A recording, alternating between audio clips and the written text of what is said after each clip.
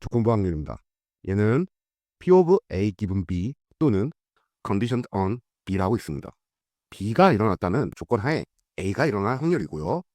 전체 사건 중 B가 일어날 확률 P of B분의 P of A cap B, A와 B가 동시에 일어날 확률입니다.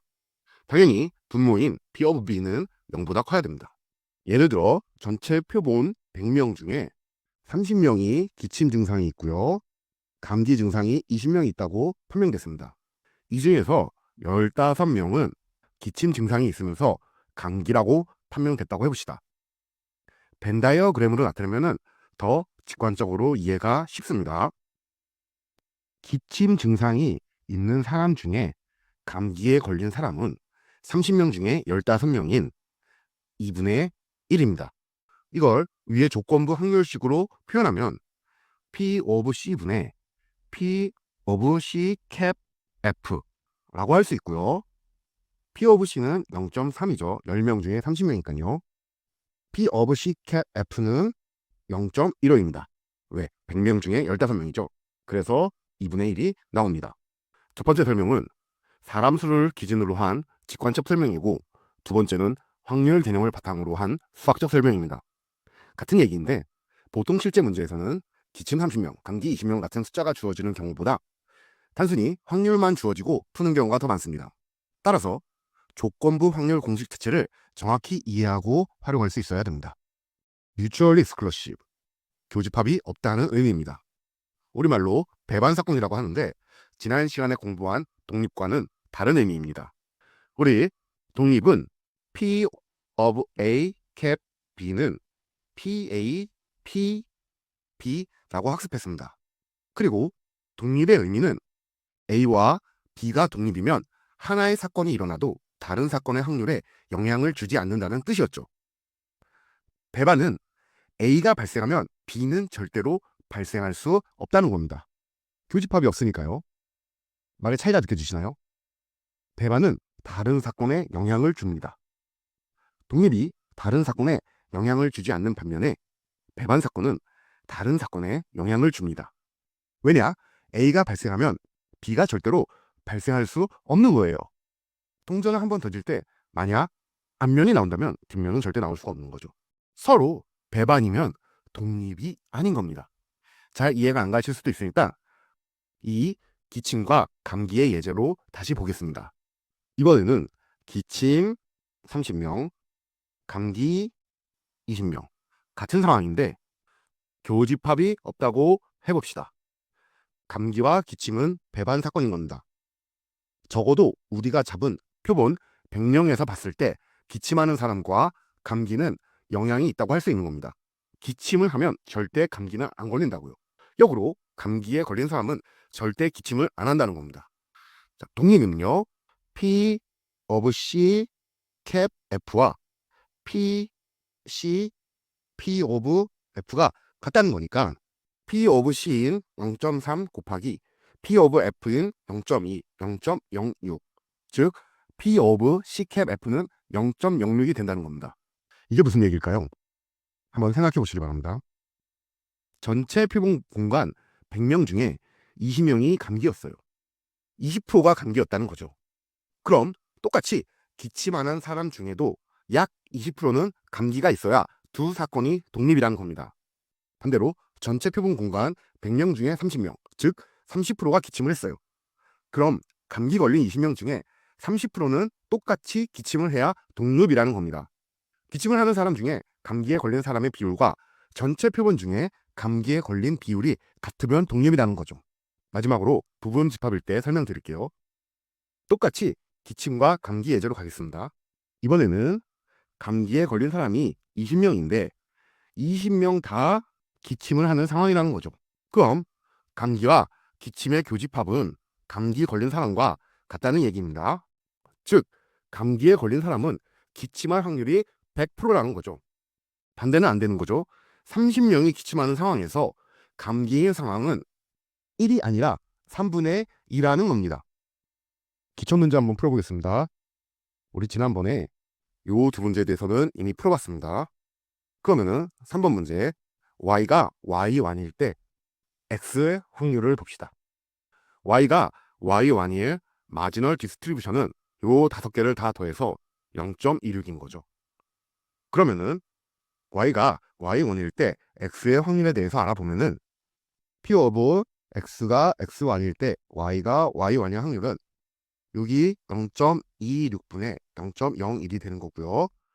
p of x가 x2일 확률 기분 y가 y1일 확률은 똑같이 0.26분의 0.02가 되는 거죠. 쭉쭉쭉 나가시면 되고요. 이번에는 p of y가 y1이고 기분 x가 x3인 경우입니다.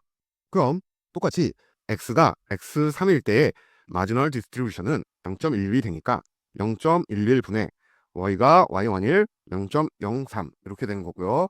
마찬가지로 p of y가 y2 기분 x가 x3는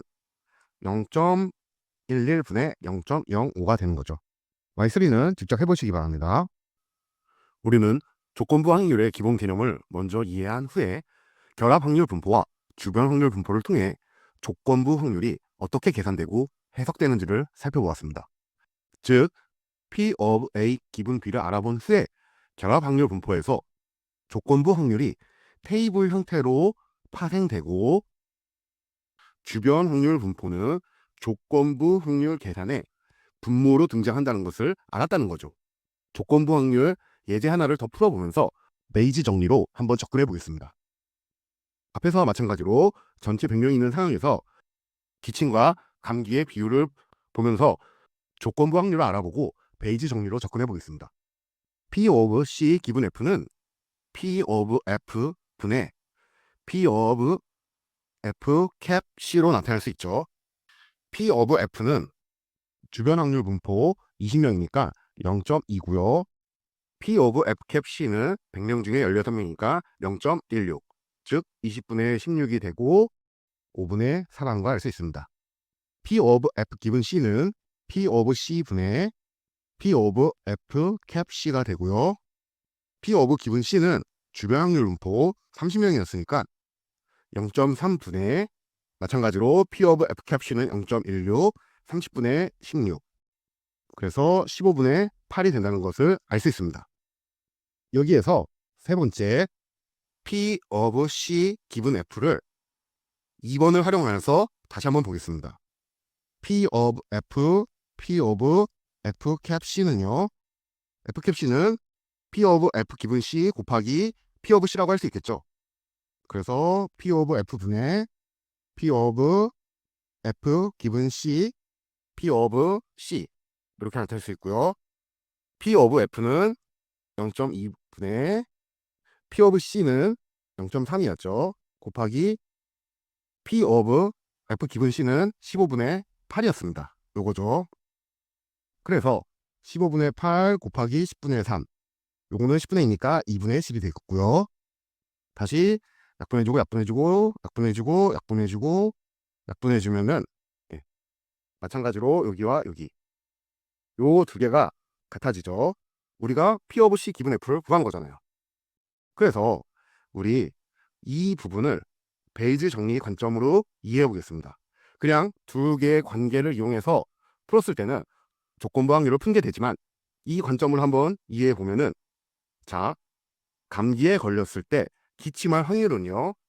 전체 인원 중에서 기침할 확률에다가 우도를 곱한 거죠. 라이클리우드. 이전에 계속 공부한 라이클리우드. 기침을 했을 때 감기에 걸릴 확률이요. 아까 말한 대로 분모는 마지널 디스트리뷰션이 분모로 온 거죠. 0.2요. 결국 베이지 정리로 해석하면은 전체 표본 중에서 기침을 할 확률은 자 20명 0.2인데 기침하는 사람 중에서 감기에 걸릴 확률을 곱했더니 감기에 걸린 사람 중에서 기침할 확률은요 5분의 4, 즉 0.8로 업데이트가 된다는 겁니다. 이전 예제에서 보면은 제주도의 우도에 개와 고양이가 반반 정도 살고 있는데 총 10마리 중에 5마리 5마리요. 우도를 한 바퀴 돌면서 개를 7마리 봤다면은 우리의 0.5라는 믿음을 업데이트해서 0.7에 보다 가까운 확률이 된다는 것을 우리가 이미 공부했죠. 지금 이 베이지 정리에서도 보면은 그냥 전체 표본 중에 기침하는 사람의 확률보다 감기에 걸렸을 때 기침할 확률이 어떻게 된다? 훨씬 높아진다. 즉, 둘은 양의 관계가 있는 거죠. 여기에서 이 표를 가지고 벤 다이어그램으로 한번 그려서 이해해 보시고요.